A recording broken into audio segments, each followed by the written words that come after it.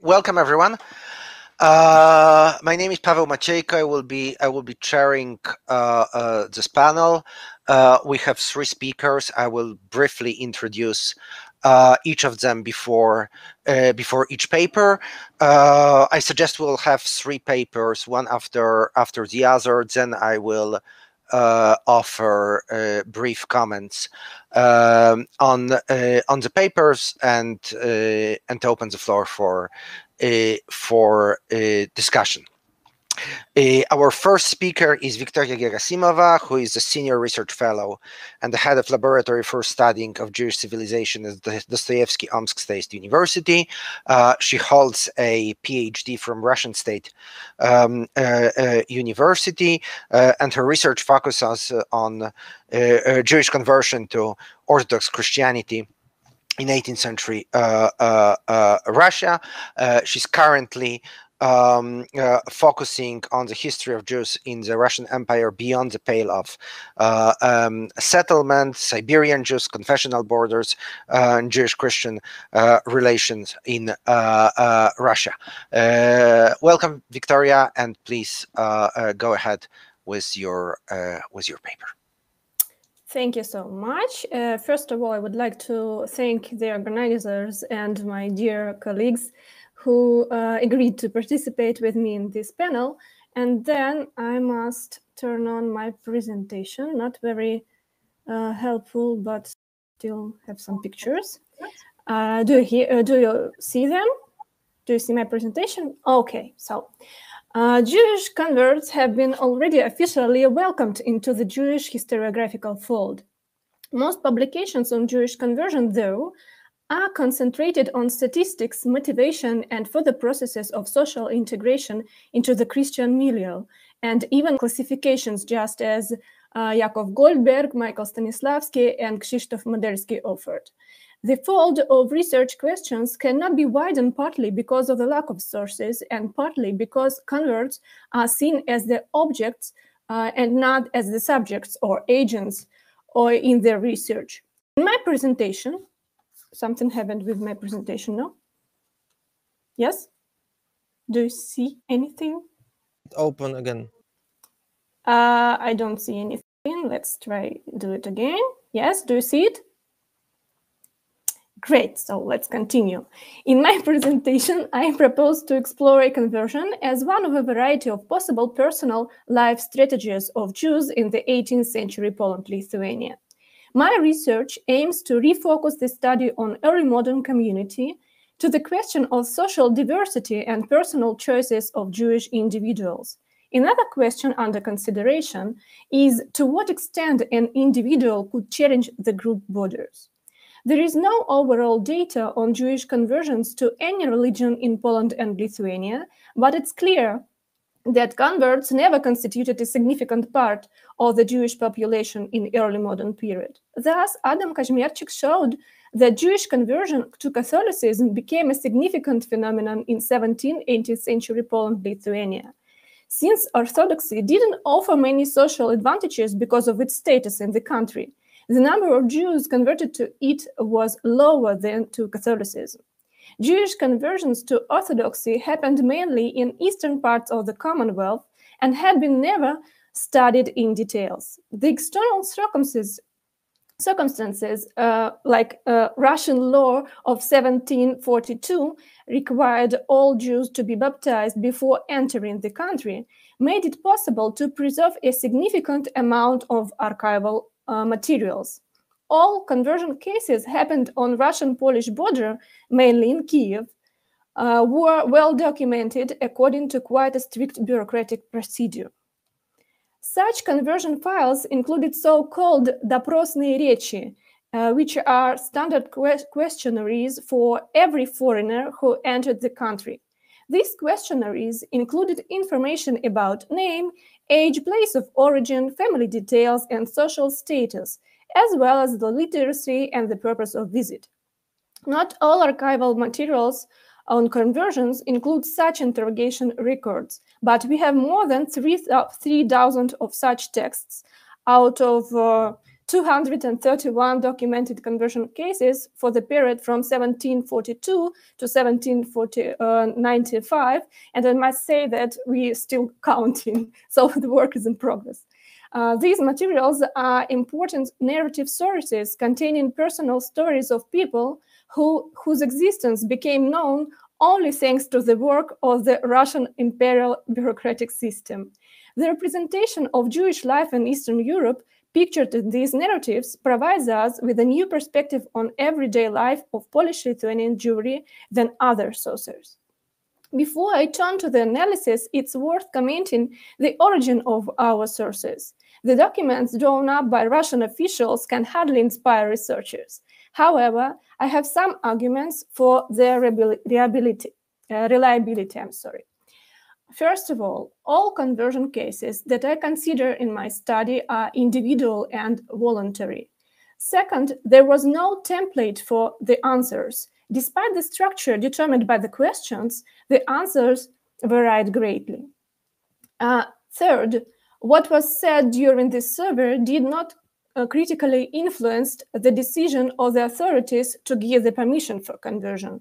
Both secular and religious authorities equally tolerated those who declared their sincere belief in Jesus Christ and those who sought for success in business. Russian border officials were much more interested in such threats as espionage, smuggling, or crime than in the sincerity of migrants' beliefs and goals. Russian authorities didn't ask Jews to provide a detailed biography. However, every migrant, through the medium of Russian official, designed his or her personal story. One of the key characteristics of future converts narratives is the motive of special movement. Most immigrants came from border small towns, and I see that my presentation is gone. Do you see it now? Yes? Great. The majority, many of migrants came from border small towns in right bank Ukraine and Lithuania and Belarus. And I hope that you see these ugly red dots. These are the cities and towns where my heroes were from. So the brief biographical data suggest high geographical mobility among Jews wishing to convert. Interviewees often mention 2 or 3 places of residence and sometimes even more. For example, Cyril Ziskilevich, who came to the Mezhigorsky outpost in July 1761, said that he was born in the city of Dubno, then moved to the town of Gorodnitsa, then married and moved to Ostrog, from which he arrived in Russia. Or Leibomovtsov, who presented himself at the Vasilkovsky outpost in January 1769, claimed to have been born in Vilna, but had moved from place to place and had been engaged in the service for different people in the villages of Sinyava and then Ostrov. About a third of all migrants named the rural areas as their places of residence. Researchers have repeatedly drawn attention to the fact that the interactions between Jews and Christians in villages were probably more intensive and intimate. And I see Judith Kalik here, who published recently a new article about this. The high level of geographical mobility was not uncommon for the Jews of the Polish-Lithuanian Commonwealth. As Gershon Hundert showed by the example of Apatov in the 18th century, Jews often left their places of residence.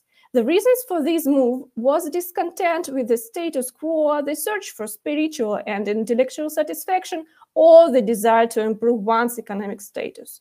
Increased internal migration indicated economic stagnation, if not decline, in some regions. The personal narrative of future converts contribute to confirming the process of disintegration of usual economic ties.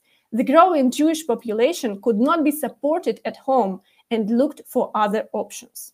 The conversion procedure did not require questions about age, and 1/2 of the 231 reports on Jewish converts contain information of the age of candidates. The age of Jews noted in the archival files and varied from 2 years old to 65.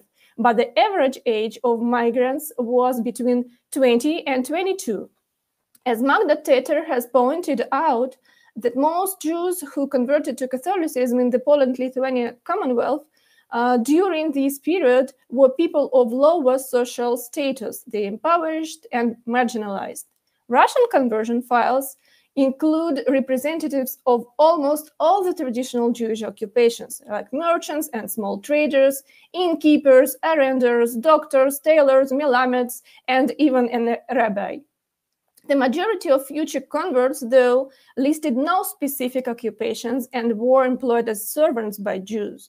We also know a lot of evidence about Christian servants employed by Jews. Conversion files also present the opposite relations between Christian and Jews, when Christians employed Jews as servants. Thus, a conversion file of a baptized Jew, Anufri Ivanov, includes his personal story. A 12-year-old boy was left orphaned in Uman after the massacre of 1768. Later, he was employed by a Russian subject, Ivan Rябinov, and traveled with him all over the Polish-Lithuanian Commonwealth without conversion. So did 15-year-old Abram from Kupin in 1770 and 20-year-old Hruma from Krakow. Actually, she was going to convert and marry, but failed, so she started working as a servant for Russian military officers, and later she came to Kiev, again without conversion. Perhaps the only handwritten text in all of the migrants' documents was the personal signature. Every document written from or on behalf of a future neophyte included a signature. Analysis of these signatures can be used to study the social and cultural capital of neophytes. Such signatures are divided into several groups. Traditional Jewish signatures in Hebrew, and you can see them on the screen, signatures in Russian in Cyrillic letters, and the replacement signatures in cases the candidate was illiterate. And you can see here the different kinds of signatures. The first one is the best and the most beautiful one, I think, because it's very detailed. And you also can see here like a square alphabet with nekudot and with the Russian inscriptions inserted in between. And you also can see here it's the last version when the signature is made in Russian actually, but with Hebrew letters and with Russian inscripted name in Russian actually, in Cyrillic letters.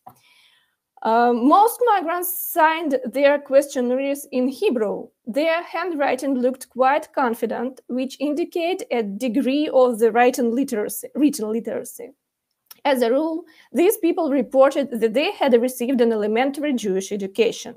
Signatures can also be used to verify the information provided by migrants. For example, the personal signature of Rabbi Aaron Katzanelinbogen from Skvira proved his high status, and this is the first signature on your screen.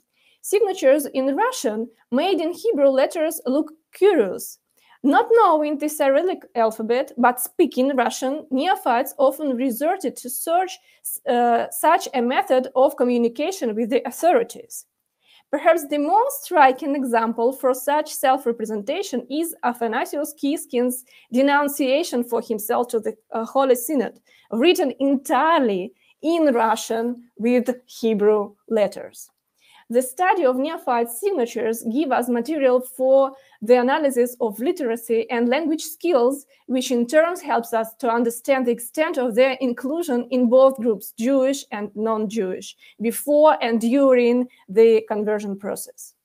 The motivation of baptisms is usually one of the main issues in the study of phenomenon of conversion, but it's rather problematic. I suggest that the question of neophyte motivation should be reconsidered and refocused on such areas as the social and family background of neophytes. I assume that what a future neophyte reports indirectly is more credible than his direct official statement. The evidence brought together will help us understand what circumstances influenced the breakdown of family and communal ties in Jewish society and led to the individual's eventual withdrawal from the group. Most of the Jews who converted and came to Russia in this period had no family. They were orphans or had long lost their parents. Some of them also had never been married or were divorced or were widowers or widows. In the cases that I have examined, the number of people falling into this category is so large as to suggest that personal and family relationships were a key point of rupture between converts and Jewish society. Perhaps losing important relatives, which also entailed losing financial and moral support, made it easier to consider a life change as radical as conversion. Although loneliness and the absence of family and the resulting lack of close personal ties to the community are almost never cited as a main reason for apostasy. These must have played a very significant role in converts' decision-making process. And I will switch off the presentation. From the 1740s, when relevant data first was recorded, males accounted for an overwhelming majority of those seeking conversion at Russian outposts. The percentage of women was very low, just a tenth of all the cases. A Jewish woman, though economically active, was much less likely to leave her home. There is evidence that urban Jewish women visited villages for trade, and I refer here to Judith's research. For instance, in 1759, the Communal Council of Vanets issued a special resolution forbidding to Jewish women to enter villages without male escort to drink in rural taverns. The rules of the group prescribes certain norms of behavior for a Jewish woman, going back to the rules implying the presence of a guide. It could be a lover or employer or a patron. Obviously, church and communal control was much lower in rural areas, especially when it came to newcomers. Some cases show us how unclear the confessional borders were. For instance, in 1753, a young Jewish woman called Riza from Polish Złochów secretly came to Kiev to be baptized. It turned out that she had been living in the Ukrainian village for several years with her husband and a daughter. The couple was officially married, but in reality, Riza had never been converted to Christianity before and remained a secret Jewish Потаённая Жидовка for some time, as no one asked her for any documents. Baptism was her personal desire, and she got no penalty for her behavior. We know quite a lot about the relationship between Jews and Catholics, including the conversion issues. Much less we do know about the everyday interactions of Jews with the Greek Catholics and even less with the Orthodox milieu. When talking about Jewish baptism, researchers inevitably turn to the problem of violence and forced conversion, both mass and individual. The change of religion is seen as a compulsory act committed under the pressure of external forces. Nevertheless, violence and kidnapping was a part of the everyday reality in the Polish-Lithuanian Commonwealth of early modern period, and the coercive conversion became a tool of power. Numerous examples of this theft of relatives and threats to baptize them are found in the archival materials all over the region. As Alphonse Bruning rightly observed, changing one's faith is always a, I quote, personal drama and not just a change of camp, end of quote. I would add that it is not only a personal drama, but also a constant danger. Conversional narratives offer a wide range of stories about coercion and violence. Some of them show us unexpected angles of Jewish-Christian relations. They reveal that Russian soldiers, usually acting as aggressors and opponents, might also offer their protection and patronage. This happened to these Jews who found themselves on the brink of poverty at a young age. In addition, not only Christian violence against Jews could lead to an individual's desire to leave his or her religion, but also domestic conflicts and abuse. Such was the case with 15-year-old Venza, who fled to the church from her father's cruelty. The analysis of conversion narratives provides us with a more diverse idea of everyday Jewish-Christian encounter. Recently, scholars have already begun to challenge the picture of insistent religious conflict in small-town Eastern Europe. My research contributes to the same idea of more nuanced understanding in intergroup and individual negotiations in early modern Eastern Europe. And to conclude, the title of my presentation promises that I will deal with the margins of the Jewish community in Eastern Europe. It's difficult to argue with the fact that Jewish converts perceived with the within the Jewish community as traitors and renegades. From a social cultural perspective, they were at the margin of the group, but it happened not always because of their socio-economical status. Their ties to the group were weakened and sometimes barely noticeable. Unfortunately, the early modern materials do not allow us to study in more detail the problem of the identity of the converts and their own understanding of the question of belonging to a group and the extent of their connections with it. Because in Eastern Europe, the neophytes left practically no personal sources. However, the narratives preserved in the form of bureaucratic records do allow us to ask new questions and sometimes even get answers about who and why ended up at the margin of Jewish community and what this can tell us about the social processes both in Jewish and Christian groups of Eastern Europe at the end of the early modern period. Thank you for your attention. Thank you very much. Thank you very much for this fascinating paper. And thank you also for sticking to the time limit. That will allow us to have time for discussion. Without further ado, we will turn to our second speaker.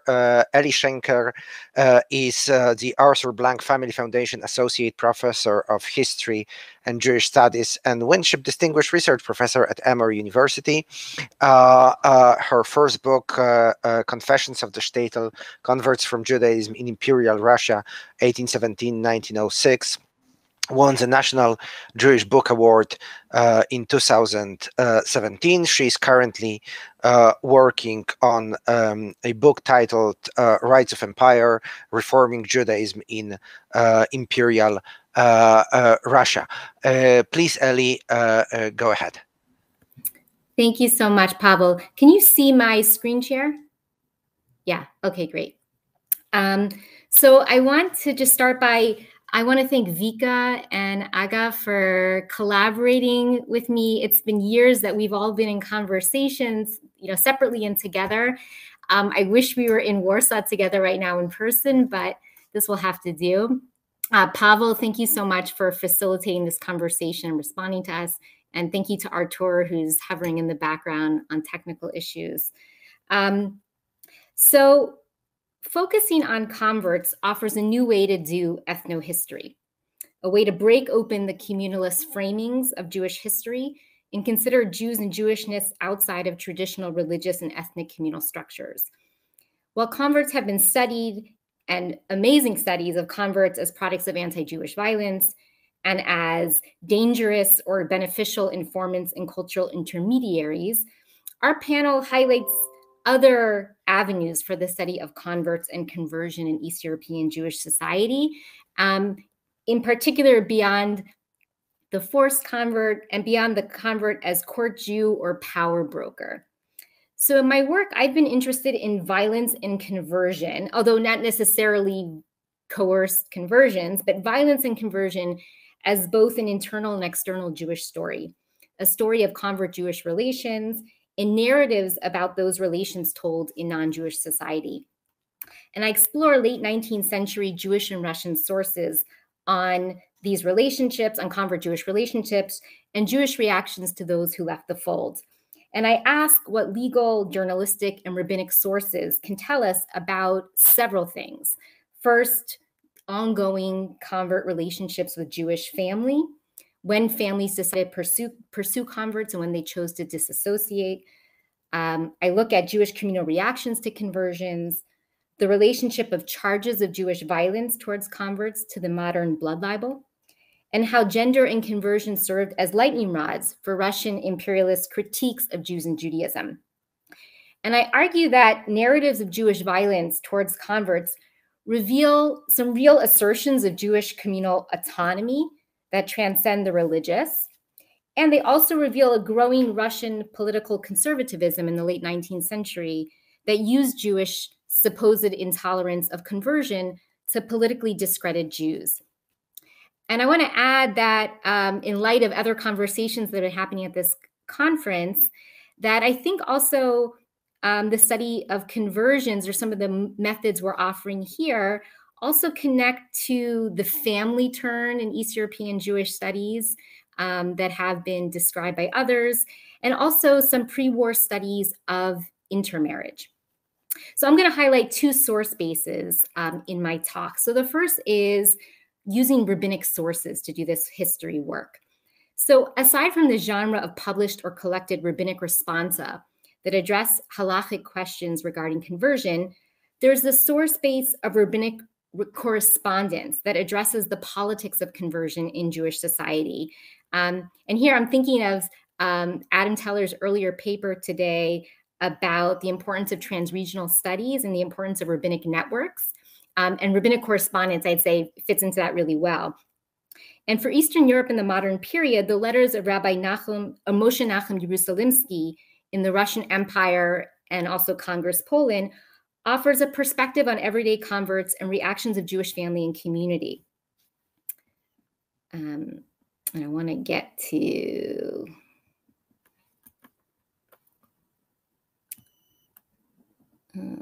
I want to advance my... I don't know how I can advance my PowerPoint.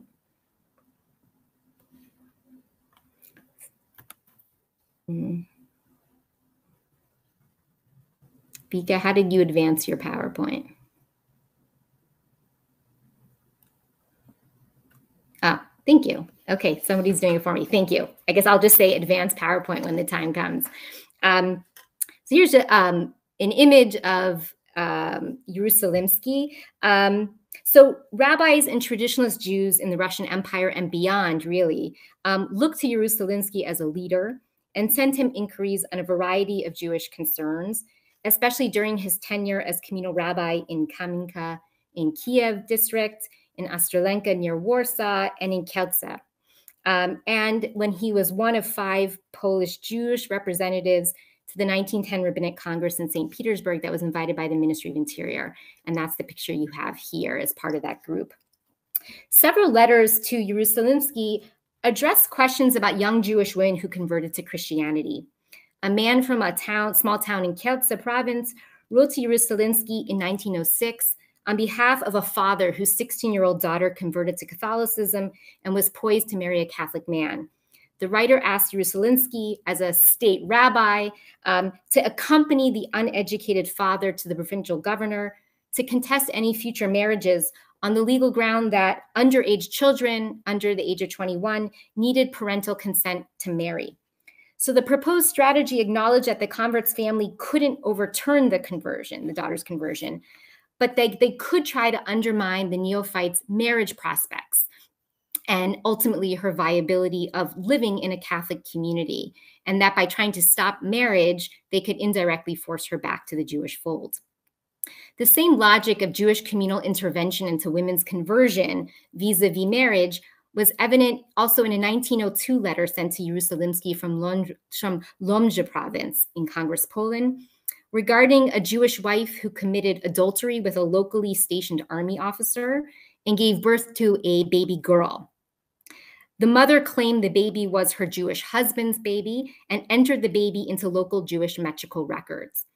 The woman and the baby later converted, but legally the Jewish father had paternity rights and the child.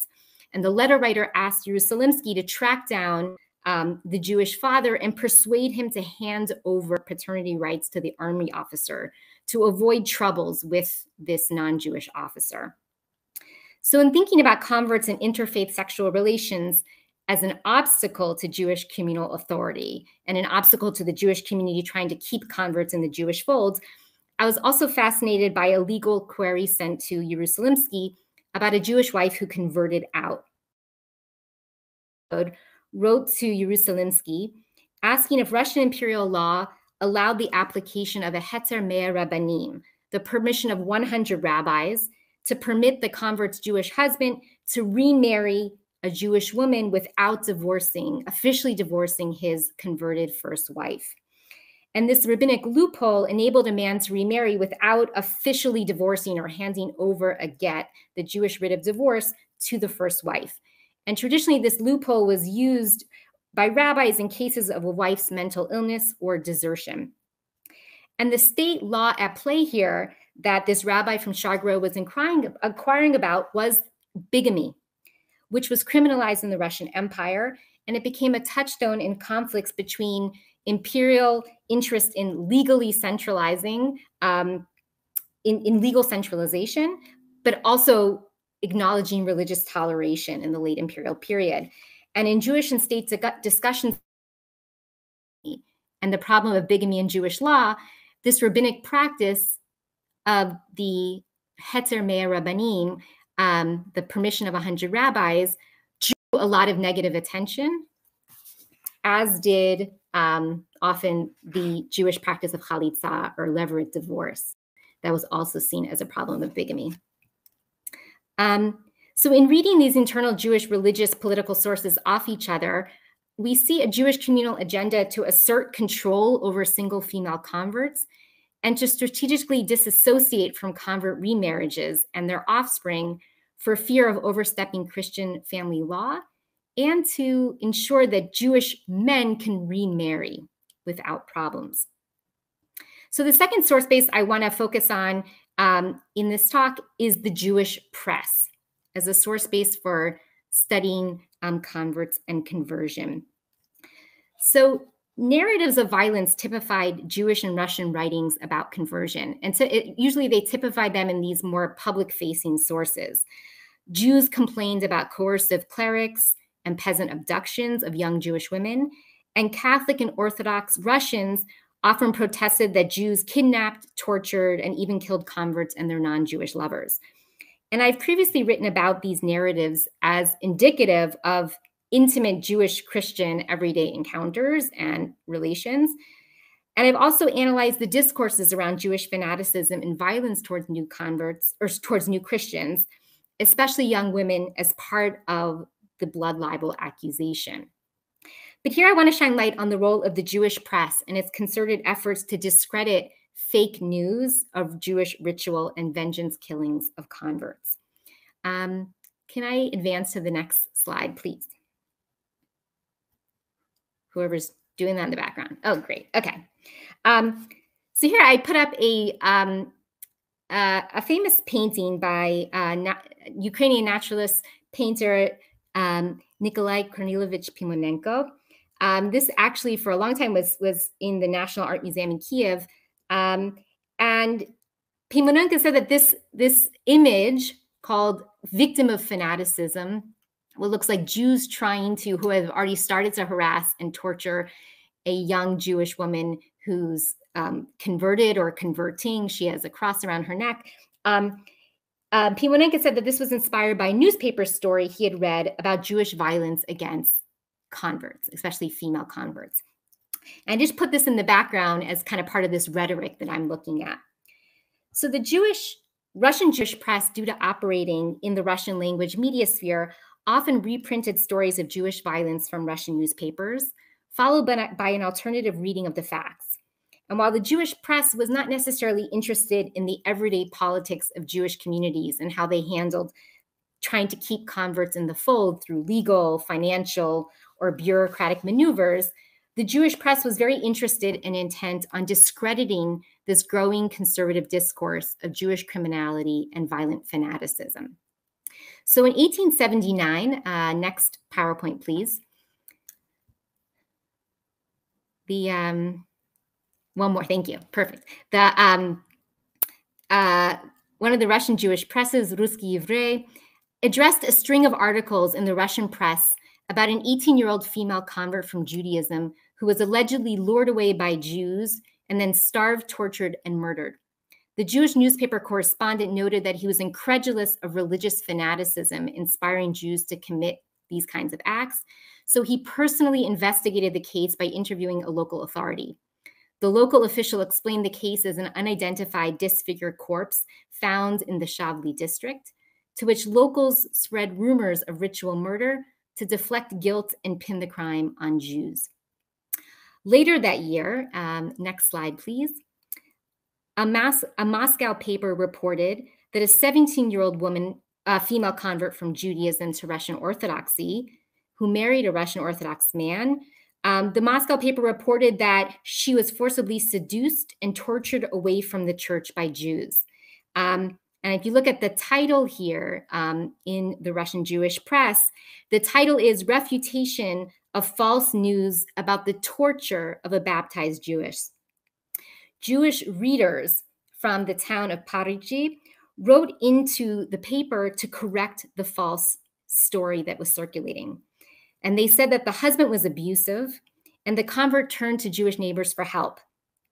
And actually, the Jewish neighbors feared anti-Jewish libels, and they did not want to assist a convert from Judaism. And instead, a Russian Orthodox neighbor provided the convert shelter and time away from her abusive husband. Next slide, please.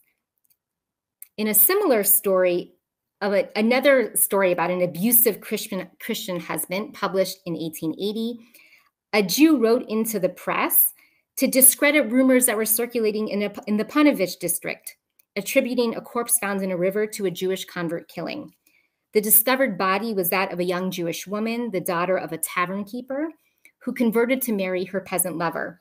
And according to the Jewish newspaper, this was also a story of an abusive husband who spread rumors of ritual murder to cover up the fact that he murdered his converted wife.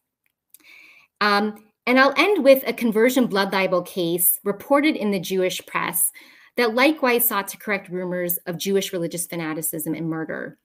Can I ask you to advance 2 slides? That one, yes, perfect. Thank you. So this is the case of the Lutzin affair. And in this case, the Jewish press was actually aided by a new genre of published texts, which were published trial transcripts. In 1885, a Jewish couple and 2 Jewish visitors to their home stood trial near Vitebsk for murdering their domestic servant, Maria Drich, who was allegedly in love with their son, Yankel. And allegedly, Yankel planned to convert to Catholicism to marry her. Though the Jewish family reported that this domestic servant went missing in November of 1883, her body was found by local fishermen in the nearby river in March of 1884. Expert medical examiners declared her death due to strangulation.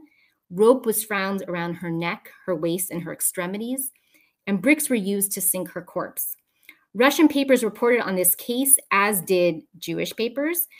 And after the initial investigation, the 4 Jewish suspects were jailed and awaited a trial by jury.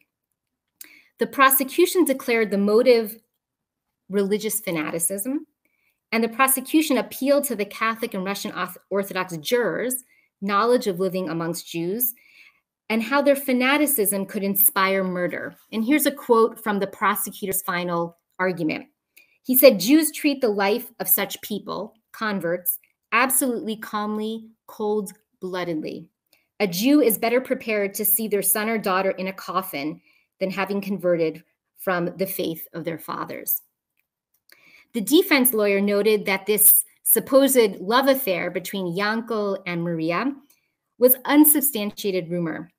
And yet the idea of Jewish fanaticism against interfaith affairs was posited as a motive in a court of law. And the defense asked, what law, what ritual allows the prosecutor such unheard of generalizations?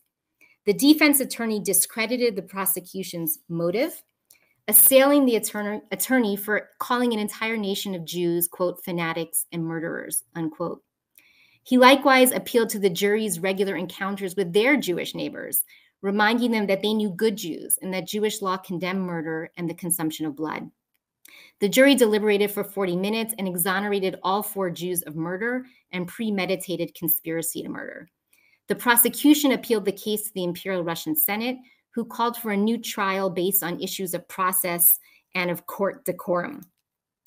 In November 1885, a second trial was held in Vitebsk, where the Lotsov couple, the couple whose house it was of this domestic servant, were sentenced to different years of hard labor. The husband was sentenced to 15 years of hard labor for being accomplice to Dritsch's murder, and his wife was sentenced to 6 years of hard labor for covering up the murder. And can you go back one slide, please? I want to show you how the Jewish versus Russian presses publicized the news on this case very differently.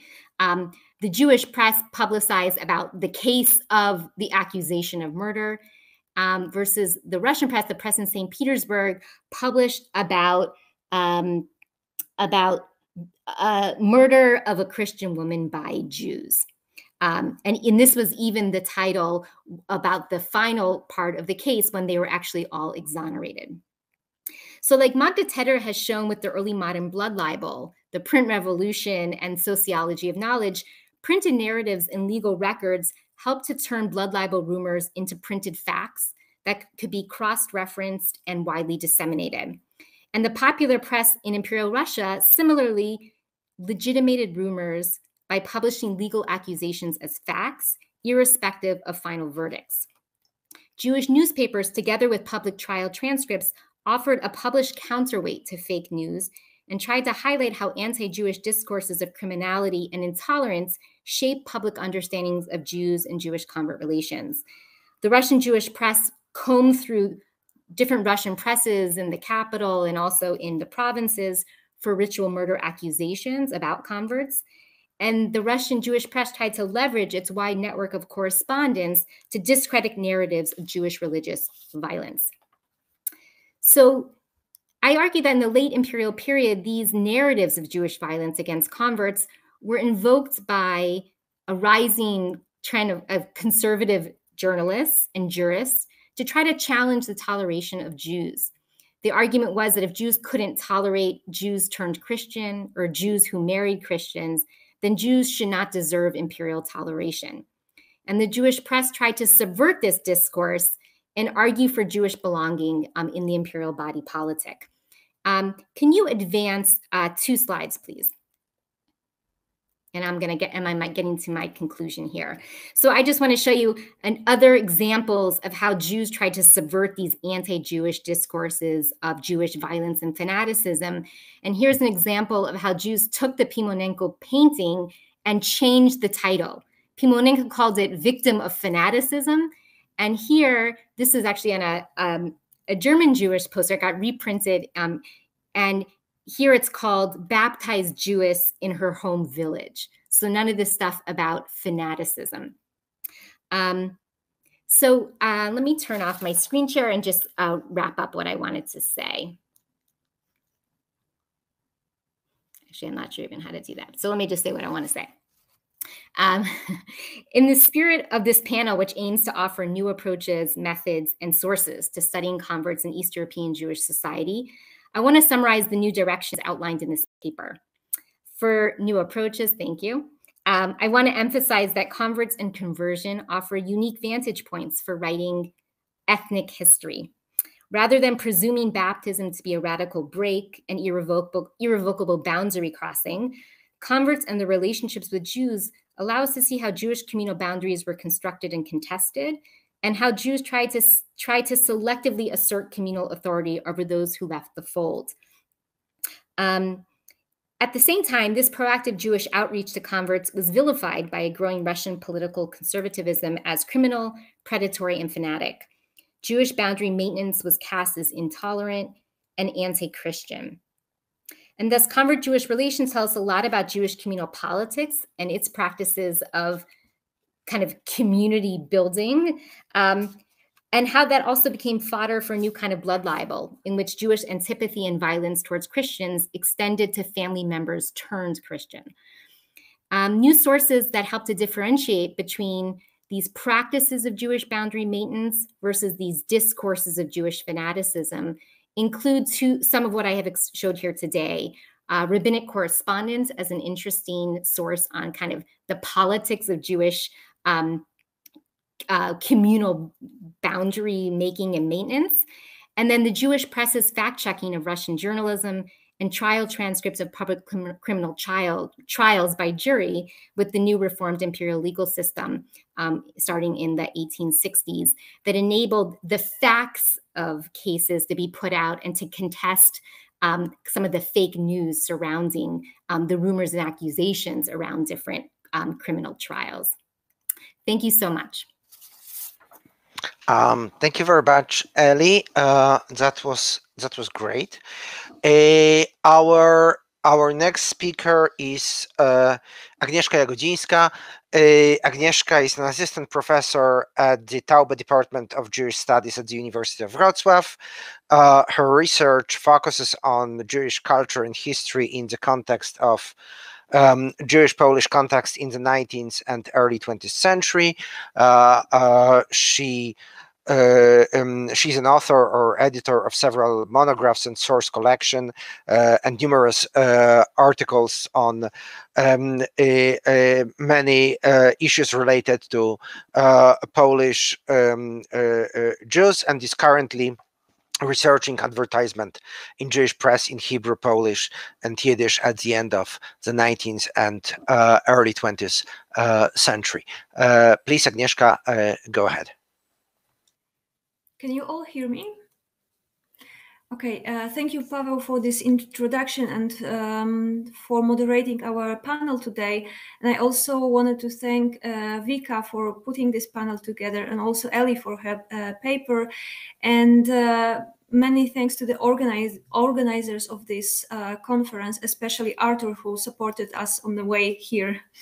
So, following on the famous question, how Jewish is Jewish history, posed by Moshe Rossman in his book under the same title, this paper seeks to address some select questions from a very broad and complex topic of Jewish conversion. How Jewish is the history of Jews who decided to leave Judaism? Is it important to study their history as a part of Jewish studies? What the way in which the history of converts has been written can teach us about Jewish historiography? In attempt to answer these questions, I refer to my research on the British evangelical missions to the Jews in Eastern Europe in the 19th and early 20th century, and also to the historiography on Jewish conversion in general, with a special focus on the recent developments in this field. As Todd Endelman has claimed, converts are important for understanding Jewish history because they shared the experience, shared experience of the rest of the Jews, but only reacted to it differently. He postulated, I quote, to reintroduce converts into the historiographical fold from which they fled, the end of quote, and suggested to see them, I quote again, not as outsiders, free of all links to other Jews, but as occupants of the far end of a broad spectrum of assimilatory behavior, as actors responding to the same pressures and tensions that bedeviled other Jews, the end of quote. In my opinion, it is important to study their history in connection with Jewish history also for other reasons. In the 19th and early 20th century, converts posed a challenge to the traditionally defined boundaries of both Jewish and non-Jewish identities. The way in which their history was written shows how historians tried to come to terms with this challenge. In the first decades of the 20th century, conversion of Jews became a subject of a significant number of publications in Eastern Europe. This conversion fever, as I called it in my article, resulted in dozen or so volumes written between 1904 and 1938 in Polish, Yiddish, Hebrew, by popular historians genealogists, or other writers. These who penned these publications on Jewish conversion to Christianity and on Jewish converts were Jewish and Polish authors of various political and ideological stripes, supporters of Jewish nationalism and cultural autonomy, proponents of Jewish assimilation, Polish anti-Semites, and others. Although they could not differ more in their worldviews, the problem of Jewish converts seemed to stir them all equally. Converts drew attention of these Jewish and Polish authors not because they belonged or were welcomed in either Jewish or Polish mainstream narratives, but because they mattered. Due to the transition from one religious, social, and national universum to another, they posed a challenge to the fixed ways in which the Jewish and non-Jewish communities define themselves. Converts defied the accepted boundaries of both Jewish and Polish identities. It is symptomatic that from all possible angles of interpreting conversion, both Jewish and Polish authors discussed it generally in the context of a nation and race, and not necessarily in the terms of a religious change. And this is not, it's not only my own observation. Todd Endelman or also other scholars arrive at a similar conclusion. This early 20th century interest in Jewish conversion and Jewish converts can be thus read as yet another manifestation of the heated discussion over the shape and meaning of the national identity in the time of growing nationalism, Jewish and non-Jewish alike.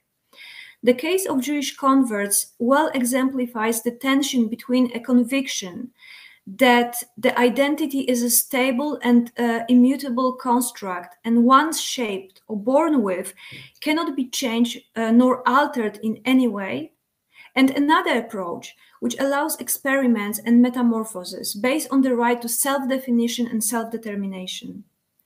This tension reverberates in the studies on Jewish conversion till today, as we are reminded, for example, in the introduction to the recently published volume Bastard and Believers, edited by Theodor Dunkelgreen and Paweł Maciejko. Converts' quest for the new identity was multidimensional. It encompassed not only the issue of religion and nationality, but also culture, language, social class, professional, economic, and private life, and not rarely geography. Here I would like to turn to my research on British evangelical missions to the East European Jews. Some of Jews who converted under auspices of these societies complied with the expectation of missionaries and subsequently the churches which they represented, and went as far as to sever all ties connecting them both with their former communities and with their former selves.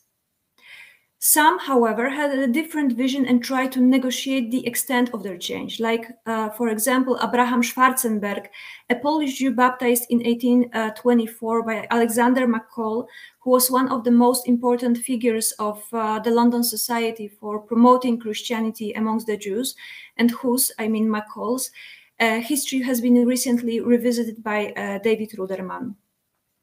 After his conversion, Schwarzenberg insisted on keeping his Jewish clothes and beard, which he explained in the following way, I quote, "The Jews often think that persons are baptized in order to escape reproach, or to live in Christian quarters of the city, or to walk in the Saxon gardens, from which Polish Jews were excluded.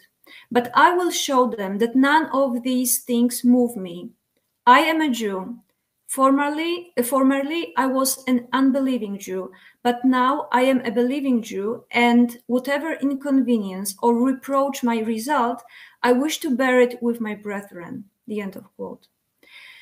The 19th century Jews who were baptized by missionaries and who insisted on some kind of, some form of their hybrid Jewish-Christian identity, but decided to stay in the Kingdom of Poland, never developed this identity into a group identity.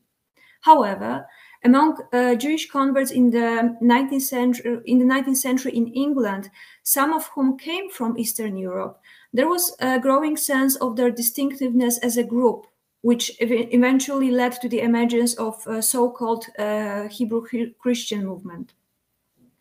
The movement was joined by these converts who rejected the expectation of their complete assimilation to the new communities and who refused to adopt the standard Christian identity tailored for them by the churches which they joined. Contrary to other converts, Hebrew Christians perceived their origins not in the category of social or religious stigma, but actually as an important element of their new identity, which they were trying to negotiate, quite as you may suspect, to the concern of the legitimate Jews and Christians who provided no space for such a hybrid identity. Taking into consideration social and religious restrictions with which these Hebrew Christians met when they were trying to find a niche in which they could profess their own version of Christianity and express themselves, I suggest to read their writings as probably the only space available to them in which they could freely manifest their identity. This included memoirs, autobiographies, or even a periodical like, and here comes a long title, Kol Israel, or The Voice of Israel, conducted by Jews who believe in Jesus of Nazareth as the Messiah, the end of the title, which was published between 1844 and 47 and edited by Ridley Haim Herschel, a Jewish convert from Poland, and also later evangelical clergyman, and one of the co-founders of the British Society for the Propagation of the Gospel amongst the Jews. Their experience of living in the two worlds, Jewish and Christian, was perceived not as the entanglement or sense of being trapped, but as a consciously chosen element of their identities. As David Ruderman, writing about other converts, and not only about converts, demonstrated, these mingled identities prove that confessional borders in the modern era were more ambiguous and equivocal than we tend to think. In historiography, however, Jewishness of a convert was defined not only on the basis of their self-identification, but also depended on the meta-histories of authors who wrote about these converts. There is a saying relating to Hollywood productions about Roman Empire: "Show me your Roman and I will tell you who you are," which refers to evolving presentation of Romans in the Hollywood film industry. Presentation dictated by the aesthetic, political, cultural, or intellectual agenda of the day. Of course, the way in which Romans were constructed and presented in these movies teaches us as much about the Roman Empire as about a creator's own agenda, or even primarily about this agenda. The same might be said about conversion studies. Show me a convert and I will tell you who you are. Studying the texts written during the already mentioned conversion fever from the early 20th century, we can easily identify authors' ideology woven into their portrayal of Jewish converts. For supporters of Jewish nationalism, converts are traitors and opportunists. For Polish anti-Semites, a hidden danger and a threat to the social and national order. For advocates of Jewish assimilation, contributors to the Polish culture, etc. The way in which we write about converts and conversion reflects not only our own individual meta-histories, but also the more general development of the field. We can observe an evolution from presenting converts in writing of Polish Jewish authors at the beginning of the 20th century as ill-motivated or misguided or both individuals who pose a threat both to the clear-cut borders of national identities and to the very nations, Polish and Jewish. And then here I will skip some other developments in the field and just mention a major one. Then it's important to note a shift that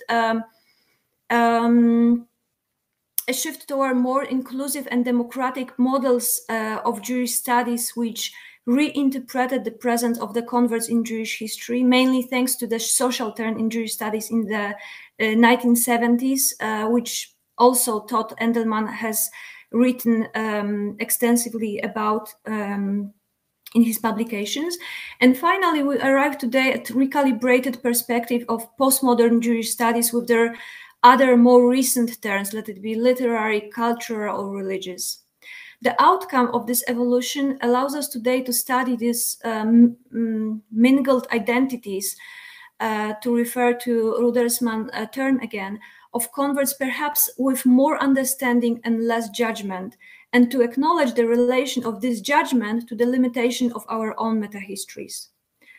Today, more or less century after the conversion fever publication from the early 20th century, studies on conversion are making a spectacular comeback, this time not only in Eastern Europe. Of course, texts on Jewish converts published at the beginning of 20th century and 21st century are worlds apart. They differ in terms of their agendas, methods, metahistories. What they have in common, though, is the fact that Jewish converts mattered for histories which the authors wanted to tell. Especially the last decade witnessed an unprecedented number of academic activities and publications on different aspects of conversion of Jews, particularly of their conversion to Christianity. It has become a leitmotif of numerous academic conferences, joint research groups, or research centers, which resulted in the barrage of scholarly articles and books. Recent studies on Jewish conversion are written as a part and parcel of Jewish social, cultural, or religious history. Some of them are published within the recognized frameworks of Jewish studies. When in the year 2000, Todd Endelman argued for welcoming converts into a Jewish historiographical fold, he noticed at the same time that, I quote him, "It is likely to be a popular project." Well, I think that the recent scholarship seems to prove him wrong in that matter.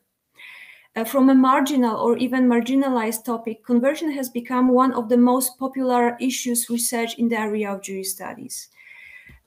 Scholars who study conversion represent many disciplines of humanities and various methodological approaches, very often bringing new perspective into the field. As also geographical and chronological scope of this body of studies is wide and diverse, from antiquity to the modern or postmodern world, from Middle East to Europe and beyond it, as it has been again shown by the recent volume edited by Pavel and Theodore, Bastard and Believers. Having said all this, I would like to conclude by voicing one reservation. Historians studying lives of Jewish converts should be aware of the non plus ultra approach. What do I mean by that? This Latin maxim, which translates to English as nothing further beyond, was supposedly placed on the Pillars of Hercules in Gibraltar in order to mark the end of the world as it was known to the ancient people. Non plus ultra, nothing further beyond.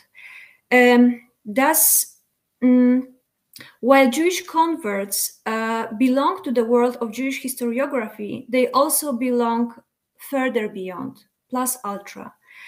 Thus, historians need to carefully navigate between scala of a total rejection of Jewish converts from the fold of Jewish historiography on one hand, and between Charybdis of closing them within the limits of this fold only on the other hand.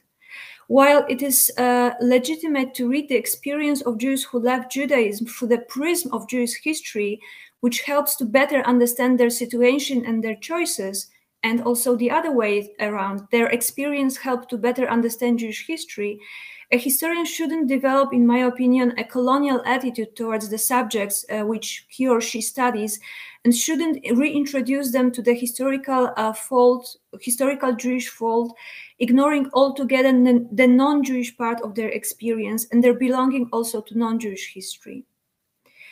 So, how Jewish is history of Jewish converts? As I have begun with a paraphrase of Moshe Rossman's question, I wish to end with a paraphrase of the answer which he gives in the ending of his book. History of Jewish converts is as Jewish as the converts themselves have been, and as Jewish as historians have the courage to present it. Thank you. Thank you very much for this excellent paper. I will begin by a few brief comments. They are not directed to any a paper specifically.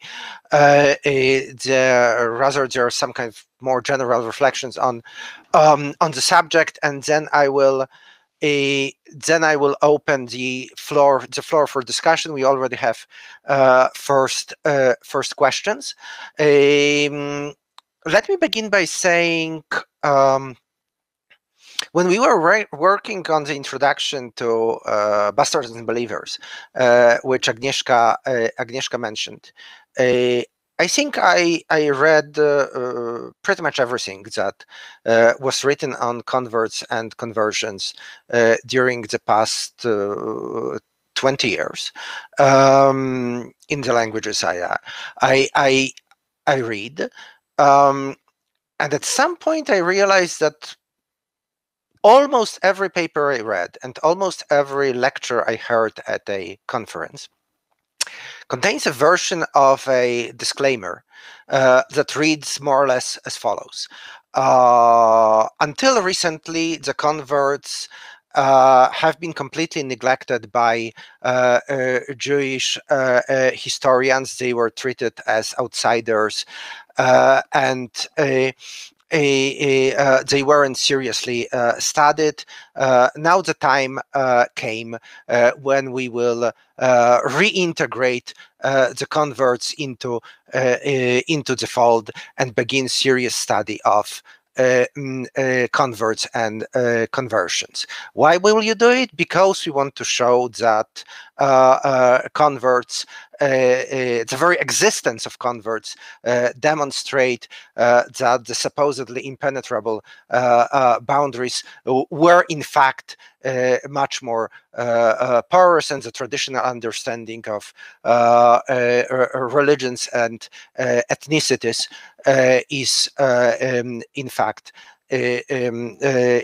much more complex than we had assumed that it was. In fact, our own introduction contains a version of this disclaimer as well. And then I started thinking about it, and I am more and more coming to the conclusion that the disclaimer itself is an artifact of a research rather than a reflection of reality. In other words, first of all, if you look at the number of the publications, this actually happens. This is actually something that Agnieszka already said. You cannot say that the converts are neglected. There are more than, when we are compiling bibliography, we came, I don't remember the exact number, but there are more than 60 monographs on converts and conversions that appeared during the past 20 years. More than that, the idea that nobody really supposed that the boundaries were supposedly impenetrable boundaries were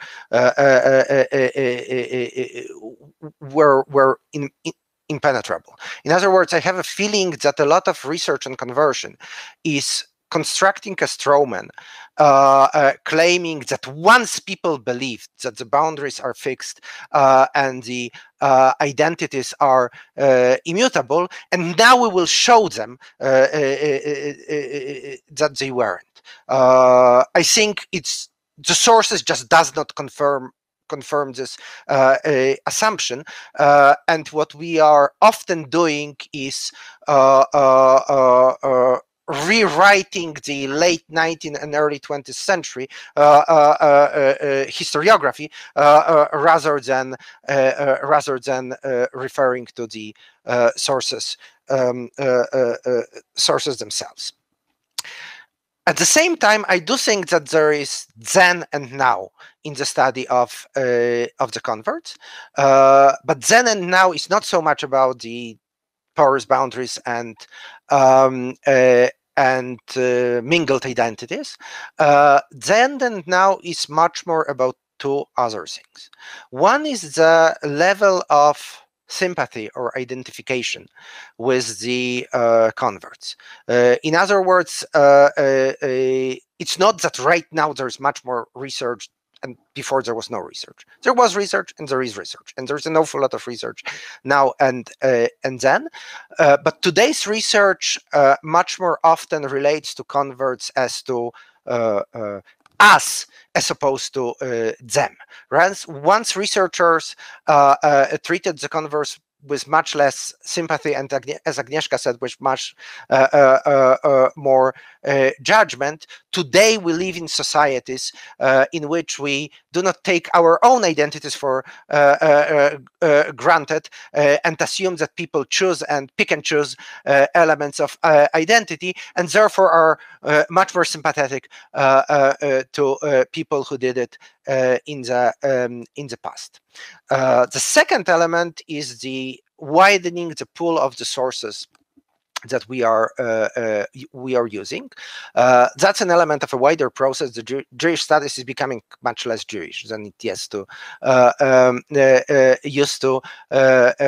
to be, and people are turning to the kind of sources older scholars would not use or would not obviously turn into. I think all three papers are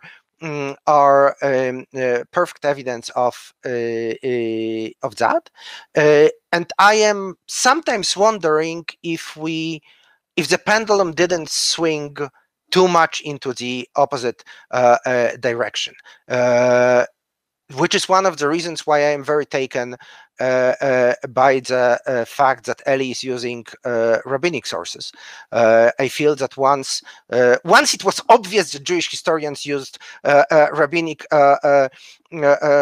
sources, now it's as if more evident that people use missionary records than the writings of the rabbis, and I have a feeling that that we should adjust this perspective a little bit, right? Going back to more traditional sources, because there is a lot of stuff there that hasn't been utilized. And my final remark is, when I am hearing your paper, these were wonderful papers.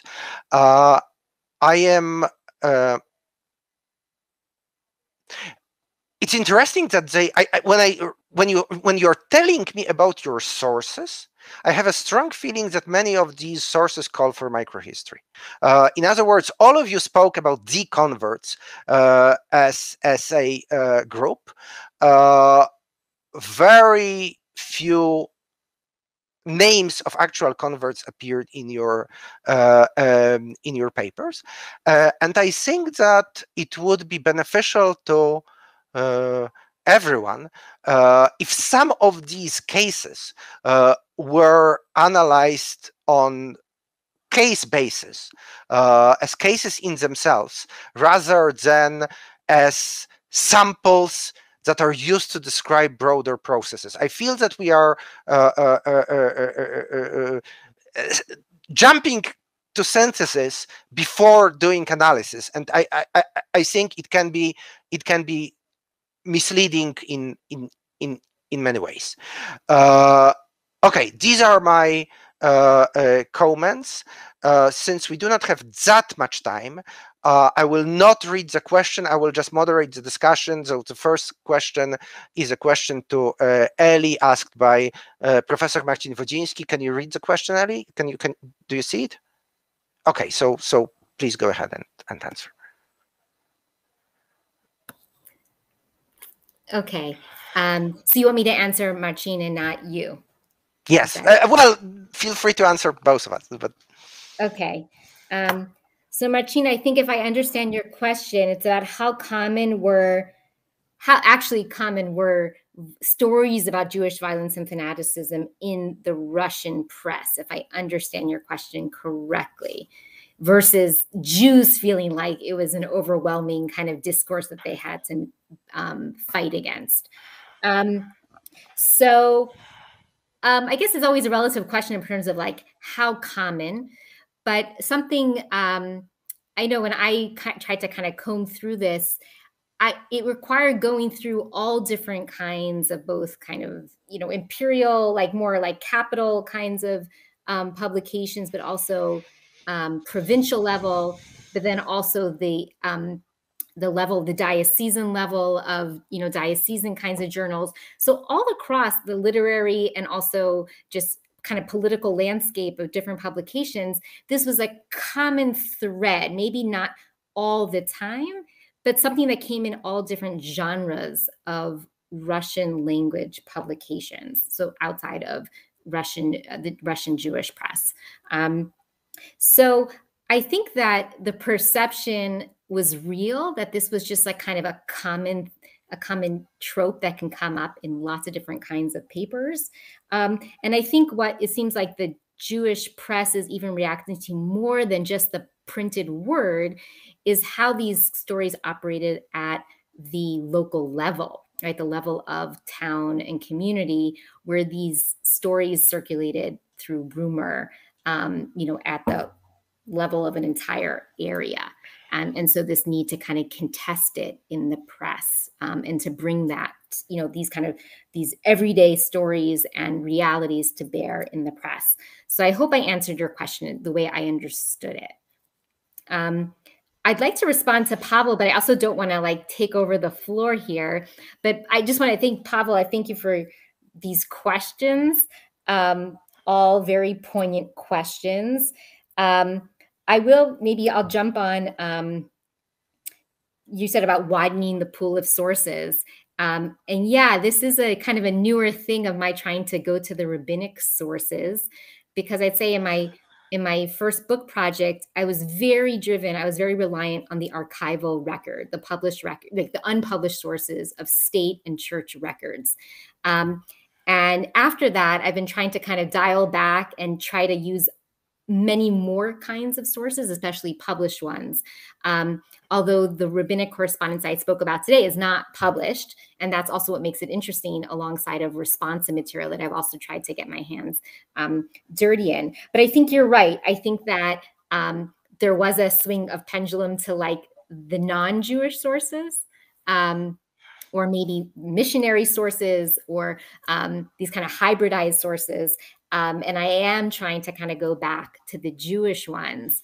And I think what I find so interesting about, like, say, Jerusalemski's, like the nature of the correspondence is that, you're right, it's not like each and every one of these questions is like a shock and awe, but it seems like it's speaking to a phenomenon, right, that like he needs to kind of engage with. And that there's different strategies. It's not just all about, write off the converts, or no, Jews, of course, try to get them back, but it's very tactical.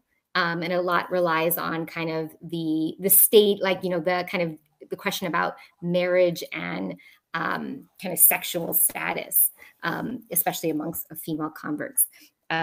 So I appreciate that point you made about the source base. Thank you.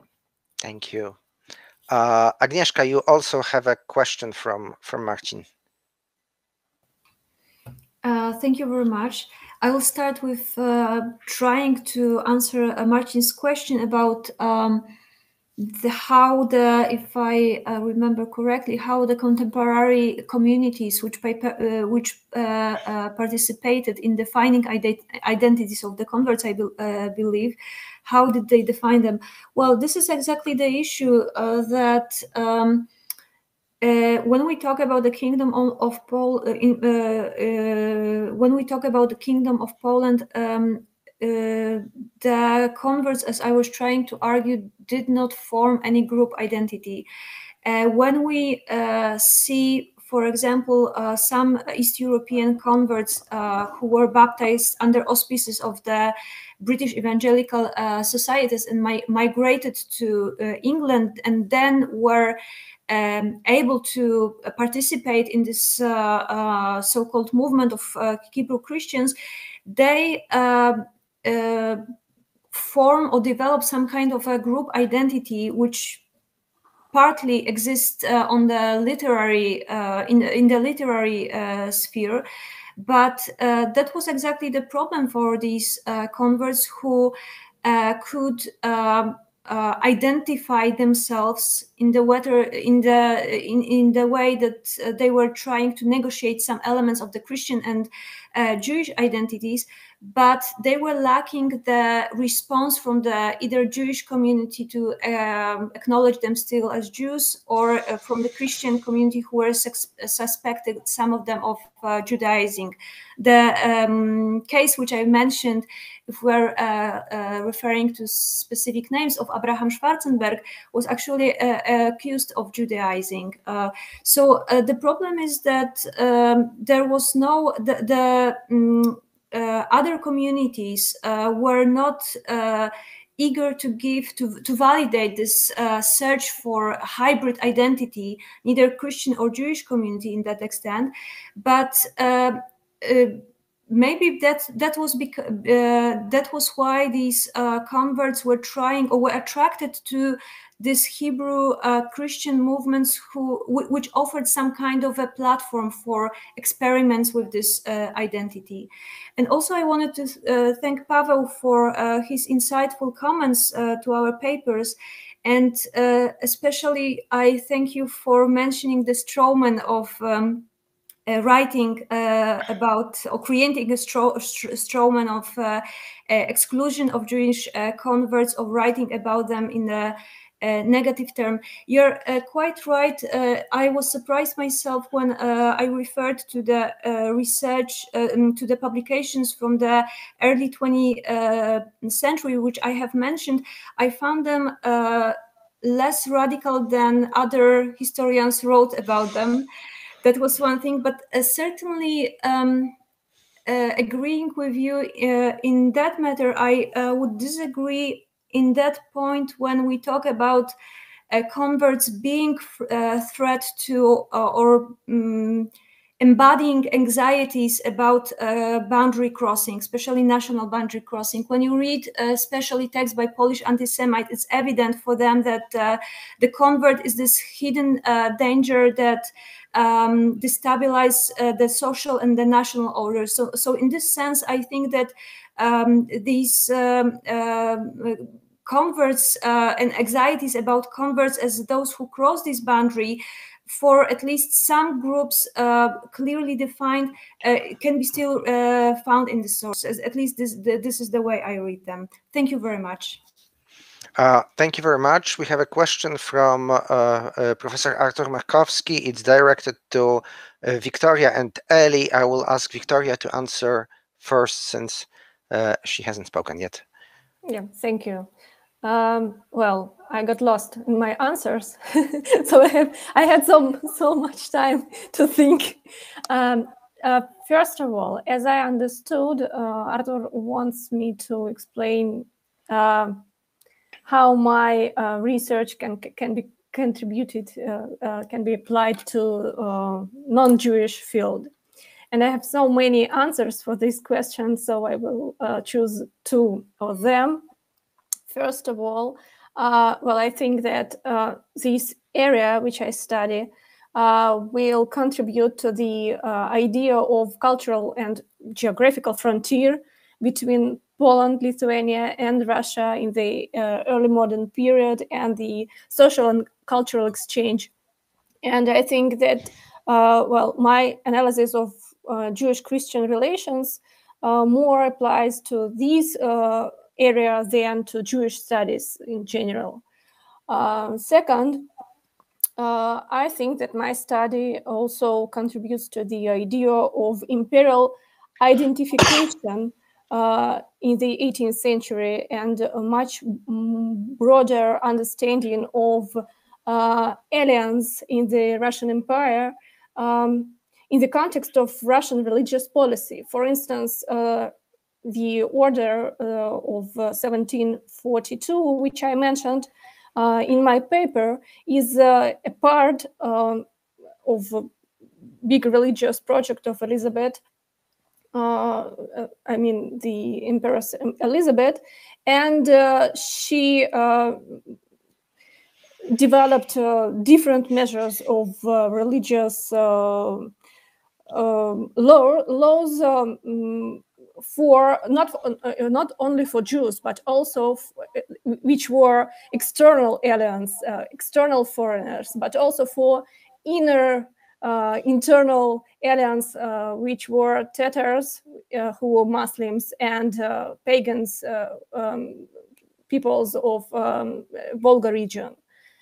So I don't think that my research is isolated in Jewish studies, and I can find a lot of ways to connect it to contribute it to other areas of studies.